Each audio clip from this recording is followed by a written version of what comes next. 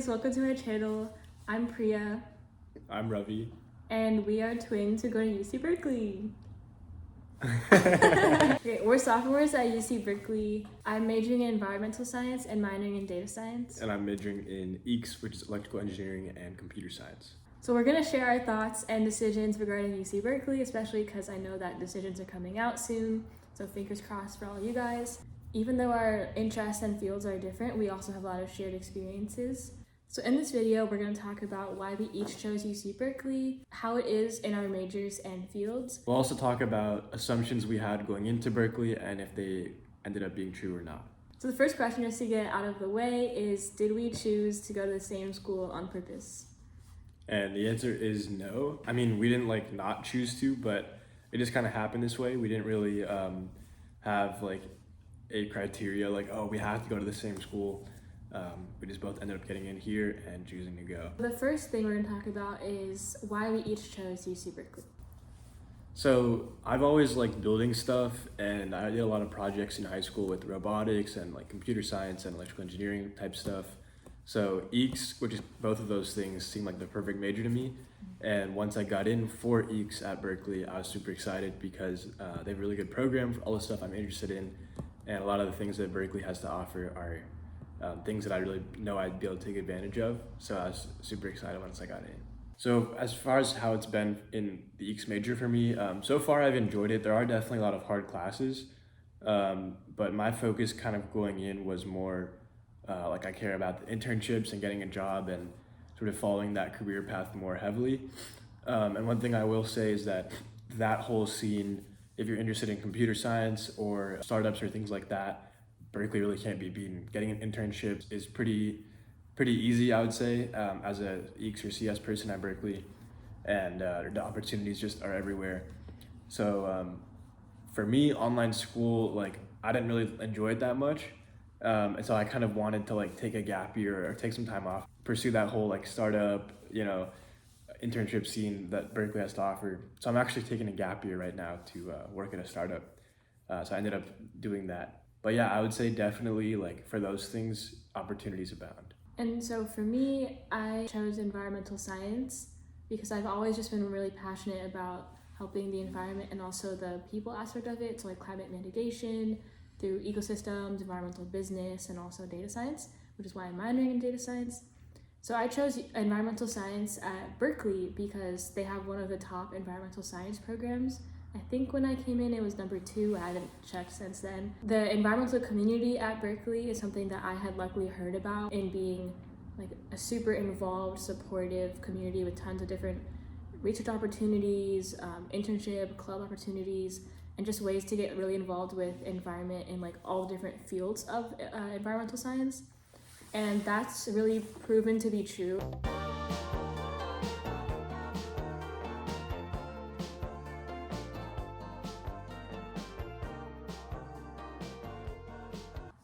So the first assumption we're going to talk about is what we heard in high school, which was that UC Berkeley is super competitive and toxic and people are backstabbing and create fake study guides and all these crazy things. I was definitely worried at first coming into Berkeley with all this stuff that people had said. But in my case, none of those things really ended up being true. I found people are pretty social and collaborative and willing to just relax and have fun. Yeah, I would definitely agree.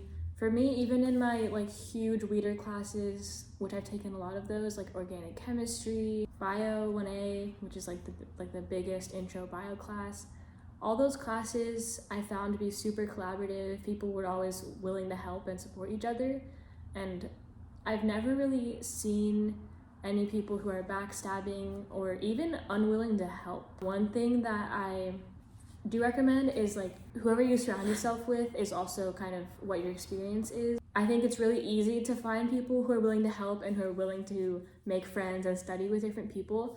And so once you get the study groups, then it makes things easier. I definitely have heard of cases of people being super competitive or kind of toxic, but I would definitely say that if you surround yourself with your friends who are good people and have your study groups, then you can pretty much avoid that. So it's not it doesn't happen at all. I would say that it happening to everyone, or it being a predominant thing that everyone experiences definitely is not true. So another rumor that we heard a lot about in our high school was that all the classes have that competitive bell curve so that a lot of people fail classes. That's very, very not true. Okay, most of the classes are curved in such a way that It helps. it's not like grade inflation. Definitely, it is not grade inflation. Berkeley definitely has grade deflation overall, Yes. but it's in their interest for you to pass a class. So Yes. even though it might be difficult a lot of the time to get like an A, you're not going to be failing classes. For my major, none of the classes are like that. So all like the prerequisite computer science classes are actually not curved at all. So it's really like everyone could get an A if everyone does well kind of thing. So it really varies by like major, by classes, but definitely not a like a majority thing. Yeah, so for me, for environmental science, I could take all the pre-med sciences. So it's a lot of like intro, kind of like weeder course science classes. So out of those, even I think I've only had one or two that have the bell curve. And those I believe are the chemistry classes. And most of my classes are just curved in a normal way. So I would say overall, like at least for me, a lot of like the worries I had going in ended up not really like panning out. Ended up having a good time. So they're maybe based in like a much smaller version of the truth, and then they're kind of inflated. So definitely not something to worry about. The third rumor that we heard a lot about was that clubs are super competitive to get into. What that means is that you do have to apply to most clubs, which I think is something that is kind of unique to UC Berkeley. So you apply to get into a club, which means yes, you can be rejected from getting into a club. Usually those kinds of clubs though are like professional clubs. So we have a huge consulting scene. It will be a consulting groups, which is student run, which then help companies with different things, whether it's like marketing or business strategies. And these companies can range anywhere from small local businesses, nonprofits, startups, all the way to Fortune 500 companies. So there is a reason why these consulting groups are so competitive.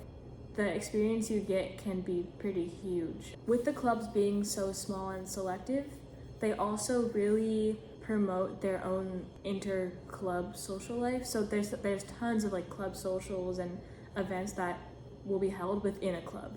So like people usually are like really good friends with people that they meet in their clubs.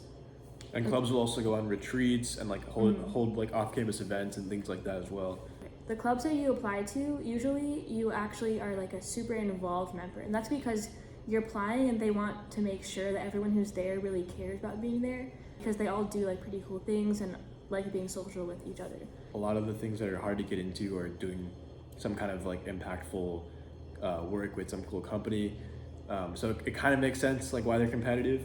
But there definitely are also clubs that are more general where you don't have to necessarily like apply to get in, that just do something like spike ball or like things like that, where it's like you can just come and join and it's more relaxed. Sports clubs, art clubs, just kind of like communities or organizations where you can just kind of spend your time for fun. Environmental clubs, dance, gardening, music, crocheting. Yeah, there's definitely something for everyone. I think Cal has like hundreds and hundreds of clubs and student organizations. It's pretty easy to start your own as well. Me and my friends started a spike ball club that anyone can just join, so we could like rent field time. And also, if you don't know that you want to do some specific job or career, there is room to explore. If you do want to get involved, you have to like put in the initiative to like find and like look through those vast amounts of clubs to see like what you would be interested in.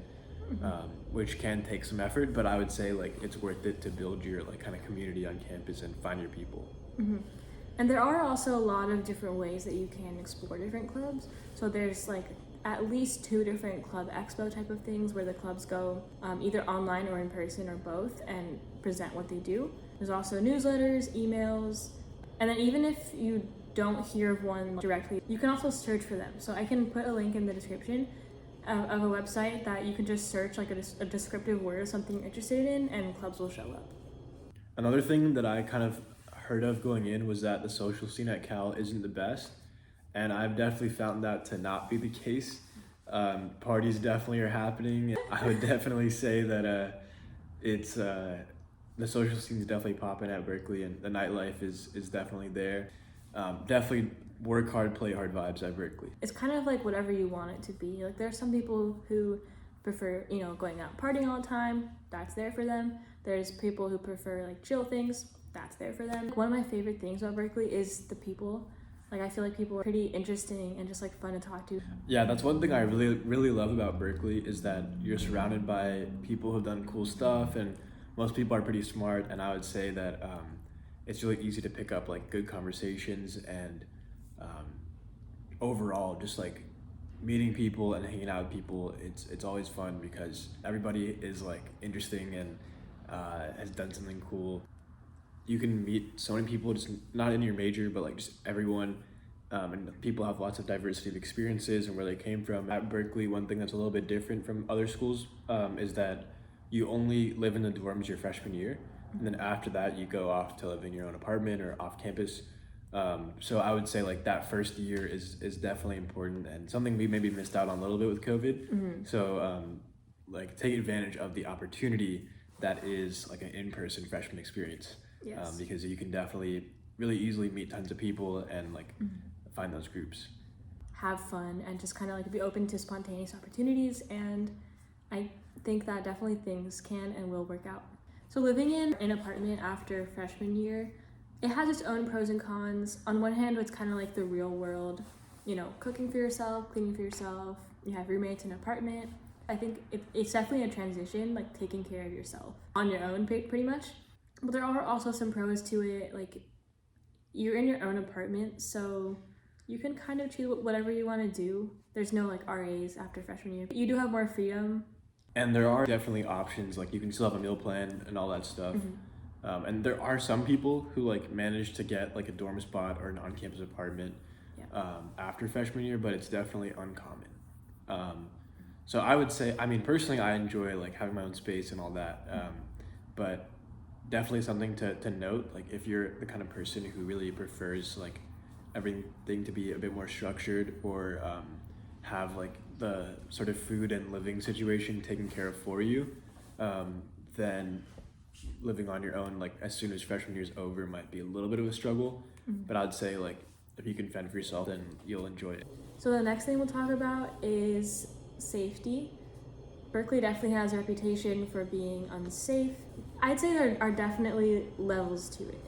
Like something that I know everyone says on YouTube is think about it, like be careful, like don't do stupid things, don't go out at night alone, stuff like that. Most of the time I do feel safe.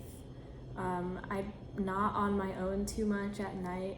I do also have a bike, so if I am alone, I'll just be biking alone at night, and like I know it's not like the best thing to do, but I generally do feel pretty safe doing that. I carry pepper spray with me wherever I go. I do have Life 360 with my roommates, which is an app that shares our location with my roommates so that we always know where everyone is. I would say that there definitely is like crime and some unsafety about the area of Berkeley. Throughout your normal day-to-day activities, it's not really anything to worry about. But there also are like Berkeley measures to deal with that. There's this thing called Bear Walk, where basically Berkeley older students will come and just like walk you to your place, and they're always super nice. I definitely use that.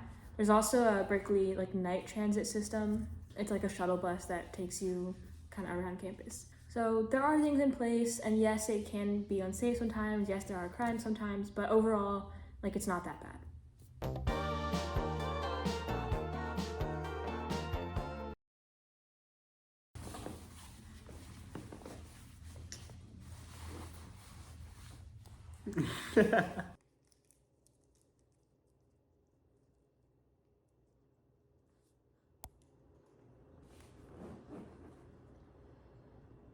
Hey, you making fun of my shooter?